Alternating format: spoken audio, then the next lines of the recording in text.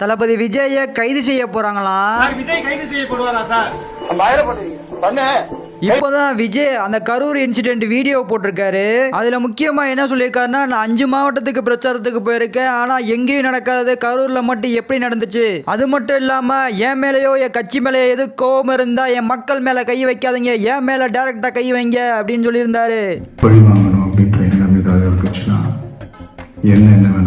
இப்ப வரைக்கும் மக்கள் பேசினதெல்லாம் கடவுள் வந்து கூட இருக்கிறது மணிக்க விஜய் வீடியோ போட்டதுக்கு அப்புறம் ட்விட்டர்ல வி ஸ்டாண்ட் வித் விஜய் மக்கள் ஃபுல்லா கூடி அதை ட்ரெண்ட் ஆக்கி அவங்க கூட இருக்காங்க விஜய்க்கு ஆதரவா. இதுக்கப்புறம் தான்டா தமிழ்நாடு மக்களோட உண்மையான அரசியலை பார்க்க போறீங்க. அசால்ட்டா 41 உயிரை போக வச்சு அரசியல் பண்ணிட்டு இருக்கீங்களா?